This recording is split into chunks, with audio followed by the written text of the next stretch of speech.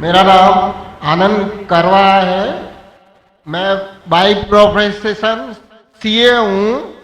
मैं डॉक्टर जाकिर साहब को दुबई से जानता हूँ। वहाँ पे मेरा एक मुस्लिम फ्रेंड था, उसने आपके बारे में मुझे बताया था।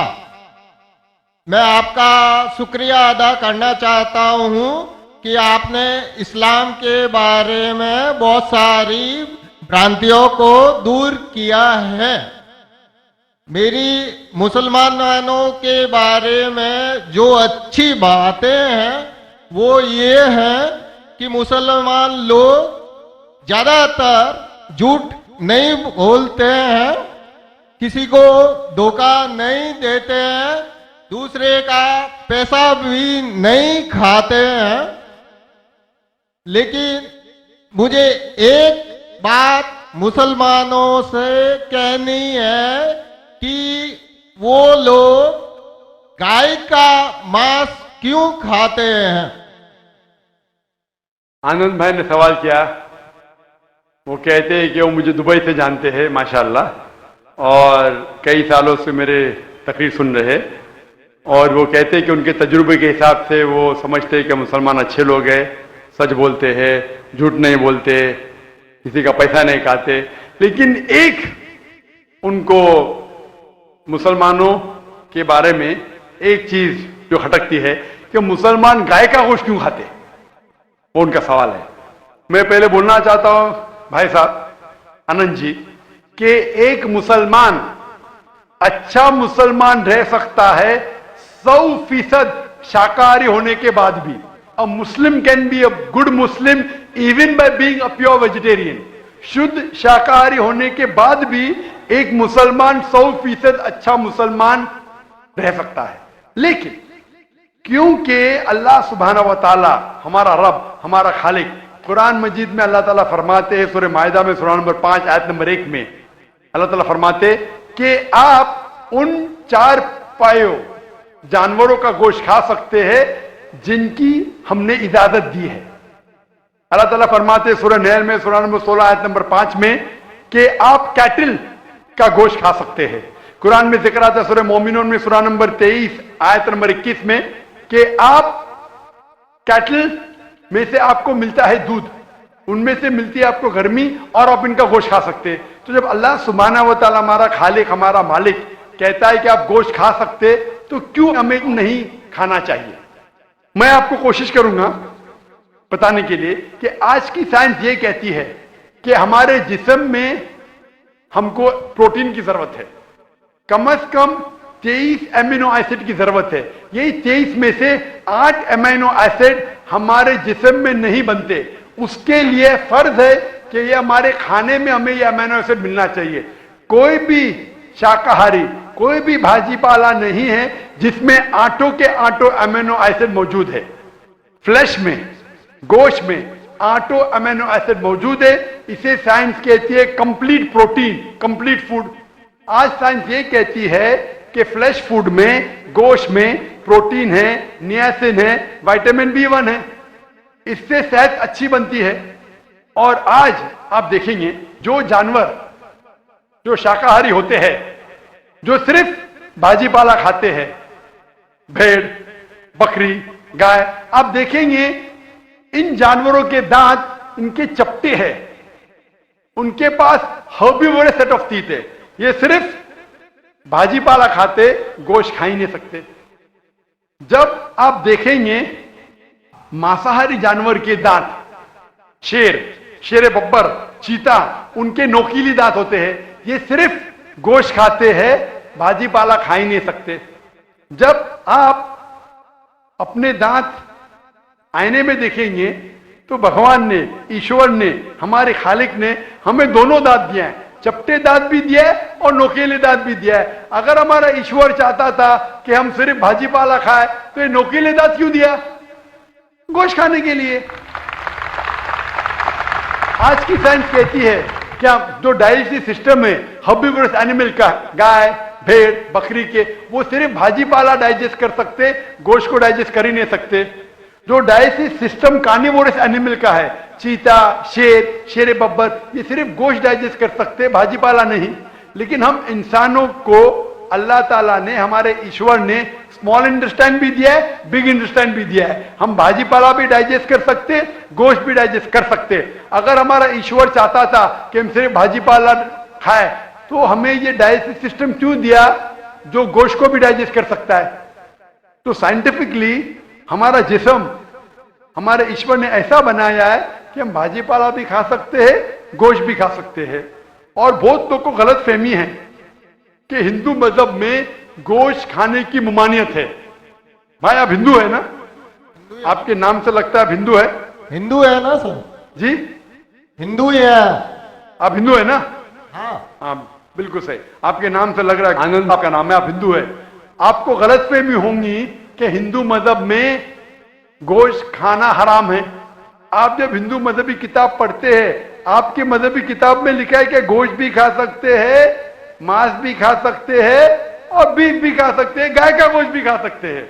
आप जब पढ़ेंगे मनुस्मृति चैप्टर नंबर 5 अध्याय नंबर 5 श्लोका नंबर 30 में लिखा है कि अगर खाने वाले जानवर, अगर खाने वाले मखलूक उस चीज को खाती है जो खाने वाले जानवर है, तो आप कोई गुनाह नहीं कर रहे, क्योंकि ईश्वर ने कुछ मखलूक को बनाया है खाने के लिए और कुछ मखलूक को खा जाने के लिए। Some to eat and some to be eaten. तो अगर आप खाने वाले जानवर खाते हैं तो गुनाह नहीं कर रहे। लिखा है मनुस्मृति में अध्याय नंबर 5 श्लोका नंबर 31 में कि अगर आप पूजा के लिए जानवर को कत्ल करते हैं तो कोई गुनाह नहीं करते।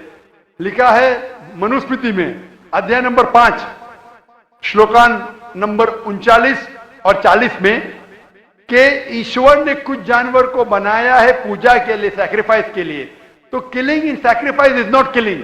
तो कत्ल करना पूजा में कत्ल नहीं है। तो मनुस्मृति के मुताबिक आप गोश्त खा सकते हैं।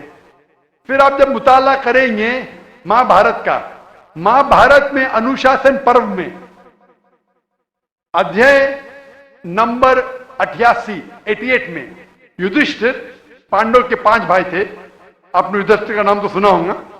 युधिष्ठिर जो पांडव के 5 भाई थे, युधिष्ठिर पांडव में सबसे बड़ा भाई था।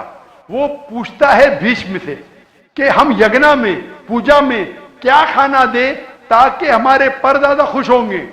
तो भीष्म कहता है अगर हम यज्ञ में, पूजा में चावल, बार्ली, सेब, भाजीपाला देंगे तो हमारे परदादा 1 महीने के लिए संतुष्ट रहेंगे।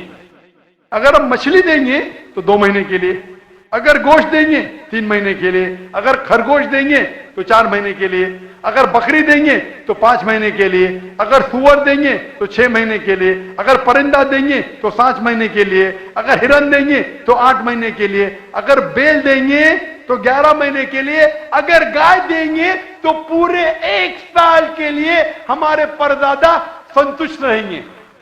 1 साल। क्या दूध की बात कर रहे हैं सर? आप बफेलो देंगे, बफेलो तो 12 साल के लिए, अगर राइनोसरस देंगे या रेड मीट, लाल गोश्त, तो हमारे परदादा हमेशा के लिए संतुष्ट रहेंगे। पूरा मेन्यू है महाभारत में, हिंदू किताब में पूरा मेन्यू है। क्या चाहते हैं? भाजीपाला, मछली, गोश्त, खरगोश, हिरन, बीफ, बड़े का छोटे का सब है। आप अगर वेद पढ़ेंगे, वेद में भी लिखा है कि संत और साधु गोश्त खाते थे, गाय का गोश्त भी खाते थे। फिर आप क्यों कहते हैं कि गोश्त खाना हराम है? क्योंकि बहुत से हिंदू लोग बाकी मजाहिब से प्रसन्न हुए। मजहब से प्रसन्न होने के बाद कुछ मजहब मानते अहिंसा में, और वो समझते हैं कि जानवर को कत्ल करना गुनाह है। क्यों? क्योंकि जानवर में जान है, भाजीपाला में जान नहीं है, पेड़ पौधों में जान नहीं, इसलिए भाजीपाला खाना गलत नहीं है, लेकिन जानवर खाना गलत है। आज साइंस तरक्की कर चुका है और हम जानते हैं कि पेड़ पौधों में भी जान है। तो उनकी लॉजिक जरा बदल गई। हाँ हाँ जाकिर भाई, हम जानते हैं पेड़ पौधों में जान है, लेकिन पेड़ पौधे उनको दर्द का एहसास नहीं है, उन्हें दर्द नहीं होता, पेड़ पौधों को दर्द नहीं होता है, और जानवर को दर्द होता है। इसीलिए जानवर खाना बड़ा गुनाह है, पेड़ पौधे खाना कम गुनाह है। आज साइंस फिर से तरक्की कर चुका है। तरक्की करने के बाद साइंस ये कहती है कि पेड़ पौधों को भी दर्द होता है, लेकिन उनकी दर्द की आवाज आपको सुनाई नहीं देती। हम इंसान सिर्फ 20 साइकिल्स और 20,000 साइकिल्स के दरमियान फ्रीक्वेंसी में सुन सकते, इसके नीचे इसके ऊपर नहीं सुन सकते। वो चीखते हैं लेकिन हमें उनकी आवाज सुनाई नहीं देती। तो एक शख्स ने मुझसे सबसे ज्यादा बहस किया और कहा कि जाकिर भाई, मैं मानता हूं कि पेड़ पौधों में जान है, पेड़ पौधे को दर्द होता है, लेकिन पेड़ पौधों में सिर्फ 2 या 3 सेंसेस है, जानवरों में 5 सेंसेस है, इसलिए जानवर का कत्ल करना बड़ा गुनाह है। तो मैंने उससे पूछा कि अगर आपका भाई पैदा होता है 2 सेंसेस कम के साथ, वो सुन नहीं सकता है और बात भी नहीं कर सकता है, गूंगा है और बहरा है, जब वो बड़ा होता है और अगर कोई इंसान उसका कत्ल करता है, तो क्या आप जाके कहेंगे जज से, मिलॉर्ड कातिल को कम सजा दो क्योंकि मेरा भाई गूंगा था, वो सुन नहीं सकता था, बात नहीं कर सकता था? आप तो कहेंगे कातिल को डबल पनिशमेंट दो, मेरा भाई तो मासूम था, ना सुन सकता था ना बात कर सकता था। इस्लाम में 2 सेंसेस लेस और 2 सेंसेस मोर नहीं। इस्लाम में अल्लाह ताला फरमाते सूरह बकरा में सूरह नंबर 2 आयत नंबर 168 में 168 में, eat of the good things which Allah has provided you, जो अच्छी चीज आपको आपके अल्लाह ने दिए उसको आप खा सकते हैं। तो आप अगर मुताला करेंगे मजहबी किताबों का और साइंस का, गोश्त खाना कोई गलत नहीं है, और मुझे खुसूसन कोई गिला शिकवा नहीं अगर गैर मुस्लिम, अगर हिंदू गोश्त नहीं खाते, मुझे कोई गिला शिकवा नहीं, क्योंकि अगर सब हिंदुस्तानी गोश्त खाने लगेंगे तो हिंदुस्तान में गोश्त का भाव बढ़ जाएगा। आज महंगाई का जमाना है, पेट्रोल का भाव बढ़ रहा है, सब हिंदुस्तानी गोश्त खाने लगेंगे तो गोश्त का भाव भी बढ़ जाएगा। तो मुझे कोई गिला शिकवा नहीं आप अगर गोश्त नहीं खाते, लेकिन अगर आप ये कहेंगे कि गोश्त खाना गलत है तो आपको आपकी मजहबी किताबों के बारे में नहीं पता है और साइंस का भी नहीं पता है। अगर आप कहेंगे किसी की जान नहीं लेना चाहिए तो आप 2 मिनट भी जी नहीं सकते।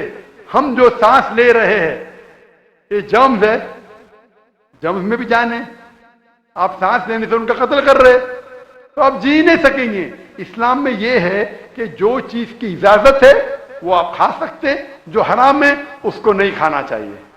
Hope the answer the question.